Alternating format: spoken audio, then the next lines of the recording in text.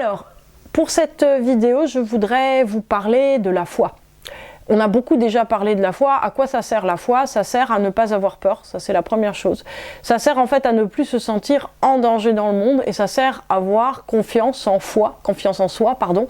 C'est-à-dire que, au fond, quel est le trouble profond de notre humanité? C'est que on avance quelque part sans repère. On avance en se disant, il faut que j'ai la force de me sentir apte à faire quelque chose, il faut que je me recentre sur moi-même, de manière à pouvoir avancer, de manière à pouvoir conquérir le monde, de manière à être original, de manière à avoir des amis, à être aimé, etc. En fait, on essaye de renforcer le soi, l'être humain, pour arriver à affronter le monde extérieur. Et le mot affronter, comme je dis moi toujours, le grand méchant monde, affronter, ça marche pas en fait. C'est-à-dire qu'il faut comprendre qu'on est partie d'eux.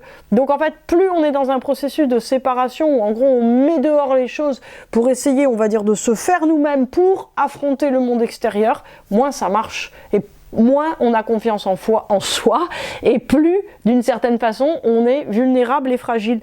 En fait, la foi, c'est vraiment le process par lequel on arrête de compter uniquement sur soi et on se dit, je vais compter sur autre chose. Vous savez, le principe, pour le coup, la foi du charbonnier, toutes les foi ancestrales, c'est, de toute façon, il faudra bien que ça s'arrange parce que qu'est-ce que je peux faire si ça s'arrange pas? Et au fond, c'est très important de, quelque part, reconnaître son impuissance. Reconnaître, on fait ce qu'on a à faire, on fait ce qu'on peut, évidemment, mais en fait, il faut arrêter d'essayer de prendre en charge la direction ultime, arrêter de prendre en charge des solutions qu'on peut pas faire. C'est-à-dire qu'il faut regarder tout ce qu'on peut faire, tout ce qui est à notre portée, et après, quelque part, avoir conscience, confiance que quelque chose d'autre en face va nous sortir du merdier dans lequel on s'est mis, va nous aider en fait à prendre prise sur notre existence, va nous aider en fait à faire le pas d'après et va nous montrer dans quelle direction et le pas d'après éventuellement pour faire quelque chose par nous-mêmes.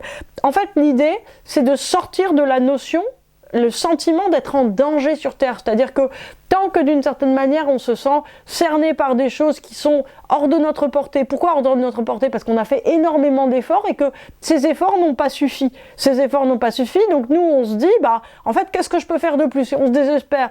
Peut-être on peut rien faire de plus, mais youpi si on peut rien faire de plus et non pas désespérer. Parce que youpi, ça veut dire que y a quelque chose d'autre qui va arriver, qui va nous indiquer quoi faire d'autre. Et non pas se battre contre un moulin à vent. Donc en fait, si vous voulez, la foi, c'est le process par lequel en fait on se sent partie prenante, partie intégrée, partie intégrante du monde et qu'on se dit voilà, j'avance avec les choses et puis je fais tout ce que je peux objectivement, je me prends pas la tête si je peux pas faire plus. Si c'est pas la bonne direction, l'univers me le dira merci. Et s'il y a une autre direction à faire, l'univers viendra me chercher aussi. C'est-à-dire que comment vous savez dans quelle direction il faut aller si une direction elle est bloquée? Posez des questions autour de vous, comme je dis toujours, à des gens bienveillants. Mais en fait, ne remettez plus en question le fait que vous faites partie du monde et que c'est pas à vous à trouver les solutions.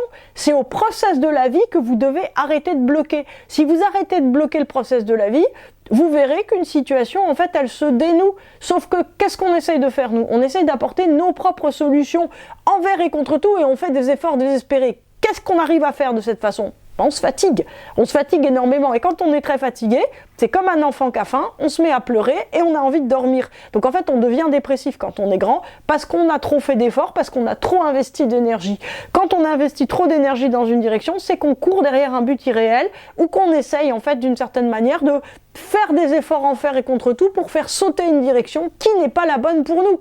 Et si la direction elle n'est pas la bonne pour nous, peut-être tout simplement il faut l'admettre et se dire cette direction-là que voilà, cette solution dont moi je me disais mais c'est vraiment la bonne décision ou la bonne direction, et peut-être pas. Voilà, peut-être pas. Est-ce que c'est grave? Pas du tout. Parce que en fait le point, c'est de trouver autre chose. C'est-à-dire qu'il faut arrêter d'une certaine manière d'avoir des options définitives sur les choses. Et la question, si vous voulez, qui est très compliquée, ça on l'a évoqué beaucoup déjà dans plein de vidéos, c'est-à-dire que nous, en fait, à quoi on demande notre foi, à quoi on demande notre sécurité? À l'argent. C'est-à-dire que la seule solution qu'on a, c'est de se dire, si j'ai de l'argent, tout se résout. Eh ben non. En fait, le problème, c'est que la foi du charbonnier est beaucoup plus efficace que l'argent.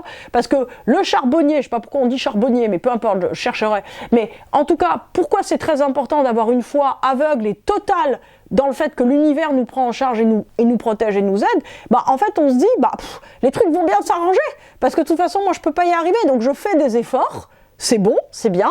Voilà, je fais des efforts, mais en fait, j'ai pas besoin non plus de faire des efforts surnaturels pour avoir un argent absolument inutile, dont ensuite, d'une certaine manière, que je vais devoir gérer et passer ma vie à faire ça, qui va encore faire un principe de séparation avec le monde extérieur, parce que si vous avez trop de fric, eh ben vous allez vous rendre compte d'un truc, c'est que vous êtes isolé. C'est-à-dire que tout le monde veut vous voler. Alors que, j'allais dire, si vous êtes juste, j'allais dire, dans un état à peu près normal, eh ben ça va mieux. C'est-à-dire que, en fait, j'allais dire, les gens sont plus des prédateurs pour vous. Et vous, en fait, vous n'avez pas non plus l'impression que les gens veulent vous attaquer.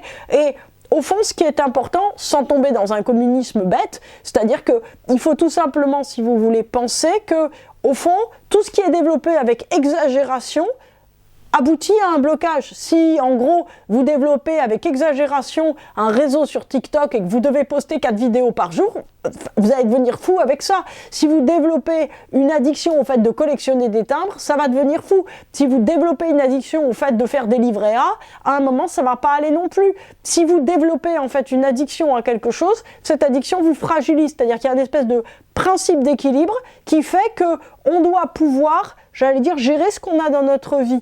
Et la foi, c'est de se dire que c'est pas un excès de quelque chose, excès d'amis, excès de sentimental, excès de Maine Coon, chat, excès de Golden Retriever, chien, excès de possession matérielle, excès de loisirs, qui va en fait vous donner un équilibre. C'est pas l'excès. Ce qui vous donne un équilibre, en fait, c'est la confiance, d'une certaine manière, que vous devez mettre en place dans votre vie une vie où il n'y a aucun excès et où, au fond, s'il y a un problème, vous devez faire les efforts que vous pouvez faire en fonction de vos limites et ce à quoi vous pensez, et pas aller au-delà.